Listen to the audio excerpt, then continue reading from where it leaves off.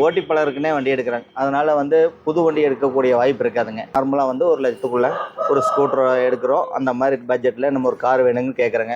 நானே நிறைய பேருக்கு எடுத்து கொடுத்துருக்கேங்க. காரே புதுசாக எதிர்பார்க்காதவங்களுக்கு ஒரு கார் வாங்குறது ஒரு பெரிய விஷயம். தமிழ்நாட்டில் பார்த்தீங்கன்னா வீட்டுக்கு ஒரு மரம் வளர்க்குறோமோ இல்லையோ கண்டிப்பாக கார் இருக்கும்.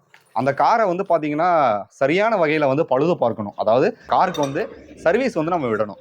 அந்த சர்வீஸ் எங்கே விடலாம்? நம்ம கோயம்புத்தூர் மாவட்டத்தில் இருக்கக்கூடிய காரமடை தாலுக்காவை ஒட்டி மருதூர் பஞ்சாயத்து ஒன்று இருக்குங்க. இங்கே மாருதி மோட்டார்ஸ் அப்படிங்கிற ஒரு கார் சர்வீஸ் சென்டர் ஒன்று இருக்குது. ஆல்ரெடி இந்த அண்ணாவை பார்த்தீங்கன்னா நம்ம சேனல் வழியாக நீங்கள் முன்னாடி பார்த்துருப்பீங்க. ஸ்கிப் பண்ணிடாதீங்க. கார் வைத்திருக்கக்கூடியவங்களுக்கு இந்த வீடியோ நிச்சயமாக பயனுள்ள வீடியோவாக இருக்க போகுது. அண்ணா வணக்கண்ணா. வணக்கம். ஸ்ட்ரைட்டாகவே நம்ம போயிடலாம். சரிங்க. கார் சர்வீஸை பற்றி கொஞ்சம் சொல்லுங்கள். கார் சர்வீஸ்லாம் பார்த்தீங்கன்னா நடுத்தர மக்கள் இந்த மாதிரி 1,00,000க்குள்ளே தான் வண்டி எதிர்பார்க்குறாங்க. ஓட்டிப்பாளருக்கோ இப்போ இந்த ஸ்கூல்ஸ் லீவ்லாம் பார்த்தீங்கன்னா ஓட்டிப்பாளருக்குன்னே வண்டி எடுக்கிறாங்க. அதனால் புது வண்டி எடுக்கக்கூடிய வாய்ப்பு இருக்காதுங்க. அதனால் நார்மலாக 1,00,000க்குள்ளே ஒரு ஸ்கூட்டர் எடுக்கிறோம். அந்த மாதிரி பட்ஜெட்டில் நம்ம ஒரு கார் வேணுங்கன்னு கேட்குறேங்க. நானே நிறைய பேருக்கு எடுத்து கொடுத்துருக்கேங்க. எடுத்து கொடுத்து அவங்களுக்கு சர்வீஸும் நல்ல முறையாக நான் பண்ணி கொடுத்துட்ருக்கேன். இதனால் வரலுங்க. ஏன்னா காரே புதுசாக எதிர்பார்க்காதவங்களுக்கு ஒரு கார் வாங்குறது ஒரு பெரிய விஷயம். நடுத்தர மக்களுக்கு அந்த மாதிரிங்களுக்கு நான் அவங்களுக்கு ஒரு ப்ளஸ் பாயிண்ட்டாக எடுத்து சொல்லுவேங்க. கார் பாருங்கள் இந்த பட்ஜெட்டில் இருக்குது, ஒரு 50,000 இருக்குது, 60,000 இருக்குது. அந்த மாதிரி எடுத்து கொடுத்து சர்வீஸ் முறைகள் பற்றி இவ்வளோ தாங்க ஒரு வருஷம் சர்வீஸ் பண்ணாலே உங்களுக்கு ஒரு 5,000% தான் வரும் ஒரு சர்வீஸு. அந்த மாதிரி தான் எடுத்து கொடுத்துட்ருக்குங்க. ஆமாங்க. ஒரு ஆயில் சர்வீஸு ஒரு வந்தாலே பார்த்தீங்கன்னா ஒரு 5,000 தான் வரும் சர்வீஸு. அப்புறம் டயர் போடுறது அவங்களோட சொல்லிடுவேங்க. பிரேக் டவுன் அந்த மாதிரி ஏதாச்சும் ஆனாலும் அவங்க ஃபோன் கான்டாக்ட் பண்ணுவாங்க. நான் இங்கே லோக்கலில் எனக்கு வெளியே பிரேக் டவுன் ஆச்சுன்னா அங்கங்கே நான் ஃப்ரெண்டில் வச்சுருக்கேன். மெக்கானிக்கல் பவர் இதை வச்சுருக்கேன். அவங்க உங்களுக்கு பிரேக் டவுன் அட்டென்ட் பண்ணிடுவாங்க. இங்கே லோக்கலில் ஏதாச்சுன்னா நான் பார்த்துக்குங்க. அந்த மாதிரி தான் நான் பண்ணி கொடுத்துட்ருக்கேன். சரி. கார் புதுசாக வாங்குறாங்க. சரிங்க. கார் வாங்கினோம்னா அந்த காரை நம்ம எப்படி பராமரிக்கணும் அப்படிங்கிறத சொல்லுங்கள். புதுசாக வாங்குகிறோம் அப்படின்னா ஃப்ரீ சர்வீஸ் போக பார்த்தீங்கன்னா அந்த சர்வீஸ் முறையை ஒரு வருஷம் சர்வீஸ் கிலோமீட்டர் அப்படின்னா அந்த ஒரு வருஷத்தில் ஆயில் சேஞ்ச் பண்ணணும். சில புது கஸ்டமர்களுக்கே ஆயில் சர்வீஸ் பண்ணணும் அப்படிங்கிறது ஒரு வருஷம் வண்டி ஓடலையே, அவங்க 2 வருஷம்லாம் ஆயில் சர்வீஸ் பண்ணாமல் இருப்பாங்க. அது ஏன்னு கேட்டிங்கன்னா அந்த ஒரு வருஷம் சர்வீஸில் அந்த ஆயில் சேஞ்ச் பண்ணிங்கன்னா என்ஜினில் கார்பன் படியாதுங்க. சரிங்களா? அது கார்பன் படியாமல் வச்சுட்டா உங்களுக்கு லைஃபாக வரும். என்ஜின் லைஃபும் நல்லாயிருக்கும். அதே மாதிரி இப்போ வண்டி எடுக்கிறாங்க அப்படின்னா நானே கஸ்டமர்களுக்கு சொல்லுங்க, வண்டி எடுக்கிறீங்கன்னா நம்ம இன்ஜினில் ஆயில் பாருங்கள், வாட்டர் லெவல் பாருங்கள். அப்படி உங்களால் பார்க்க முடியல நீங்கள் கொண்டு வாங்க, எங்கேயாவது லாங் டூர் எங்கேயாவது போகும்போது கொண்டு வாங்க, நான் செக் பண்ணி தரேன். ஏர்லேருந்து எல்லாமே செக் பண்ணி ஃபாலோ பண்ணி கொடுப்பேங்க. Brake oil, fan belt, radiator ரோஸு எல்லாமே நான் பார்த்து கொடுப்பேங்க. அப்படி இல்லையே அவங்க கஸ்டமர் கொஞ்சம் அவங்க மெச்சூரிட்டி அதாவது தெரிஞ்ச அளவுக்கு இருந்தாங்கன்னா சொல்லி அனுப்புங்க, இந்த மாதிரி செக் பண்ணிவிட்டு விடுங்க அப்படின்னு. செக் பண்ணிவிட்டு நீங்கள் வண்டி எடுங்க அப்படின்னு சொல்லுவாங்க. அந்த மாதிரி தான் சர்வீஸ் முறைங்க.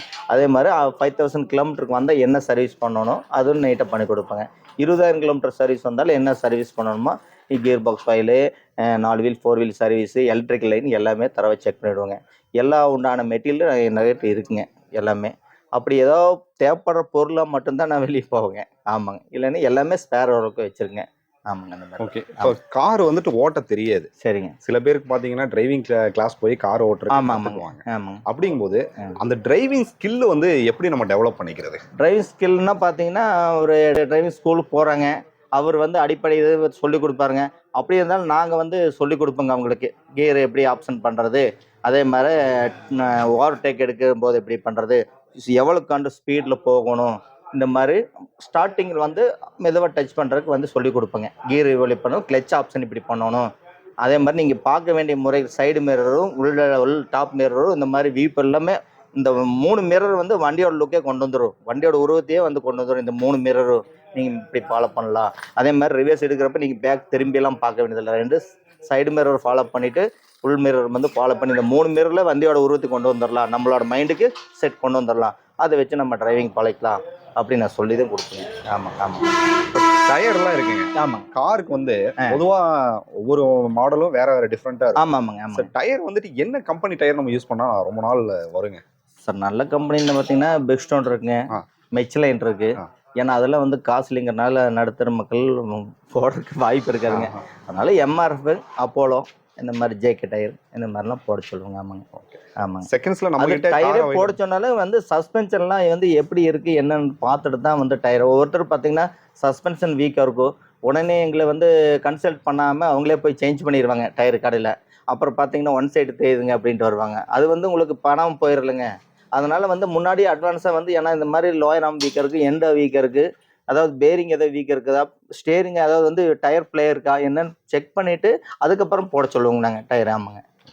இப்போ கார்ல பாத்தீங்கன்னா 4 வீல் இருக்கும். ஆமாங்க. ஸோ நம்ம ஸ்டெப்னிங்கிறது எப்பவுமே கண்டிப்பாக வேணுங்க. கண்டிப்பாங்க ஸ்பேர். செகண்ட் ஹேண்ட் கார் இருந்துச்சுன்னா நீங்களே சேல் பண்ணி தருவீங்களா எப்படி? ஆமாங்க, இருந்தாலும் சேல் பண்ணி கொடுப்போங்க. அப்புறம் அதே மாதிரி நாங்கள் இருந்தாலும் எடுத்து எஃப்சிலாம் காமிச்சு அவங்களுக்கு கஸ்டமர்களுக்கு கொடுப்போங்க.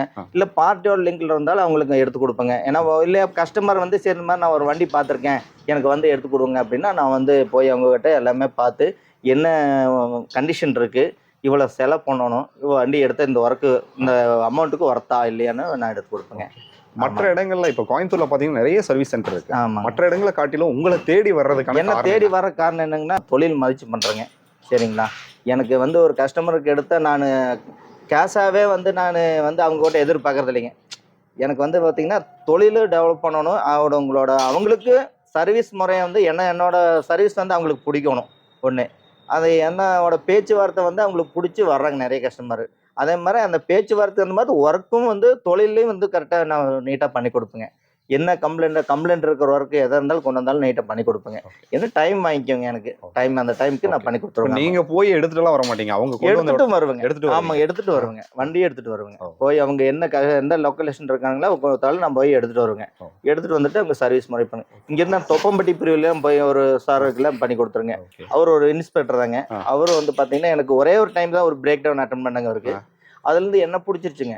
அதனால வந்து சண்முகம் நீங்கள் வந்து எனக்கு நீங்கள் சர்வீஸ் பண்ணி கொடுங்க அப்படின்னு வந்து, ஏன்னா ஒரு வயசானவர், அதனால ஃபோன் பண்ணாருன்னா அங்கே போய் இன்னொரு 2 வீலர் போய் கார் ஸ்டார்ட் பண்ணி எடுத்து வந்துங்க. இங்கே சர்வீஸ் முறை பண்ணி அப்புறம் கொண்டு டெலிவரி கொடுப்பேங்க.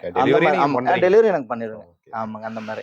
ஏன்னா ஒவ்வொரு கஸ்டமர் வந்து கொண்டு வந்து விட்டுருவாங்க, இல்லைன்னா ஒரு கஸ்டமர் கூப்பிடுவாங்க ஃபோன் கான்டாக்ட்லேயே வந்து எடுத்துக்கங்க எங்களுக்கு சர்வீஸ் பண்ணி கொடுப்பாங்க, நாங்கள் அந்த மாதிரி பண்ணி கொடுத்துருவோம். ஆமாம். இப்போ தமிழ்நாடு முழுவதும் இந்த வீடியோ பார்க்குறாங்க. சரிங்க. உங்ககிட்ட வந்து கேட்குறாங்கன்னா என்ன நீங்கள் அவங்களுக்கு வந்து நான் நிறைய கஸ்டமருக்கு சொல்லுவேங்க, இந்த மாதிரி வண்டி பற்றியும் கேட்பாங்க, இந்த மாதிரி இன்னொன்று வண்டி எடுக்கலாங்களா அப்படின்னு. நான் வந்து ஒவ்வொரு வண்டிக்கு என்னோட மனசும் பிடிச்ச மாதிரி வண்டி இருக்குது இந்த மாதிரி. ஏன்னா எடுக்கிறது பெரிய அமௌண்ட் இல்லைங்க, எடுக்கிறது ஒரு பெரிய அமௌண்ட் போட்டு எடுத்துடுறோம். அது மெயின்டெனன்ஸ் செலவு எந்த அளவுக்கு வரும்னுங்கிறது அது நம்ம, ஏன்னா நம்ம வண்டி எடுத்துடுறோம். இப்போ வருஷம் பார்த்தீங்கன்னா ஒரு 10,000 15,000 நமக்கு அது செலவு பண்ணி ஃபியூல் பெட்ரோலும் போட்டு செலவும் எல்லாம் பார்க்குறப்ப கிட்டத்தட்ட கஸ்டமருக்கு ரொம்ப அமௌண்ட்டாக தெரியும். அதனால் வந்து மெயின்டெனன்ஸ் கம்மியுள்ள வண்டியாக பார்த்து எடுத்து சொல்லுவோங்க. இந்த மாதிரி இந்த வண்டி எடுங்க, உங்களுக்கு லைஃபாக இருக்கும், நல்லாயிருக்கும். அப்புறம் தோட்டங்காடுகளுக்கு என்ன மாதிரி வண்டி அந்த மாதிரிலாம் ஒரு பர்பஸ் கேட்பாங்க. என்கிட்ட வந்து பார்த்தீங்கன்னா வண்டி வந்து கேட்டு இந்த மாதிரி வண்டி ஆல்ட்ரு பண்ணிக்கலாம் கொடுங்கன்னு கேட்கணும். ஏன்னா ஆல்ட்ரு பண்ணி கேட்டு தோட்டங்காட்டுக்குள்ள இந்த வீல் வந்து சுத்தர ஆரம்பிச்சோம் தோட்டத்து இதில், அதனால அந்த மாதிரிலாம் சொல்லுவோங்க. இப்போ நம்ம ஹில்ஸு லாங்கெல்லாம் ஒரு ஃபேமிலியோட ஒரு டூர் ட்ரிப்பெல்லாம் அடிக்கிறாங்க. சரிங்க. அவங்க ஃபஸ்ட்டு கவனத்தில் எடுக்கக்கூடியது என்ன விஷயத்தை எடுத்துக்கணும் காரை ஓட்டும்போது? எடுக்கும்போது வந்து பார்த்தீங்கன்னா வண்டி வந்து பார்த்தீங்கன்னா நல்லா வண்டி டூருக்கு போகிற வண்டி நல்ல வண்டியாக பார்க்கணுங்க. டூர் போகிறாங்கன்னா நல்ல வண்டியாக பார்க்கணும். அதில் மெயினாக வந்து பார்த்திங்கன்னா டயர் கண்டிஷன்லாம், ஏன்னா குழந்தைகளோட போகிறதுங்க, டயர்லாம் நல்லா இருக்கா என்னென்னு செக் பண்ணணும். வண்டி நல்லா டூருக்கு உண்டான வண்டியான்னு பார்க்கணும். இப்போ நாங்களே ஒரு டூர் போகிறோன்னா வண்டி வந்து குவாலிட்டியாக இருக்கான்னு பார்ப்போங்க. ஏன்னா நம்மளுக்கு இப்போ உயிர் போகிறது ரொம்ப ஒரு இதுங்க, உயிர் மேலே அந்த அளவுக்கு வந்து ஆக்சிடென்ட்டு இந்த மாதிரி விபத்துகள் நிறைய நடக்குது. ஆனால் இருந்தாலும் வண்டி நம்ம நல்ல குவாலிட்டியான வண்டி இருக்கா, டயர் நல்ல கண்டிஷன் இருக்கா, சீட் உள்ளுக்குள்ளே நல்ல இது இருக்கா, இடங்கள் வந்து நல்ல சௌகரியமாக இருக்கா, அந்த மாதிரி வண்டி பார்த்துக்கணும். மெயினாக வந்து பார்க்க வேண்டியது டிரைவர் பக்காவாக இருக்கணும். டிரைவர் வந்து நல்லா தெளிவாக இருக்கணும்.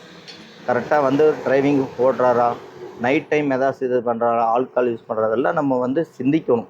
டிரைவிங்கில் நம்ம வந்து ஒரு டூர் போகிறோன்னா உடனே ஏறிட்டு நம்ம போகக்கூடாதுங்க. அதெல்லாம் நம்ம இங்கேருந்து ஒரு 10 கிலோமீட்டர் போனாலே நமக்கு தெரிஞ்சுக்கும் நைட் டைம் எவ்வளோ ட்ரை பண்ணுறா, என்ன மாதிரி இது ஹேண்டில் பண்ணுறாங்களோ தெரிஞ்சுக்கணும்.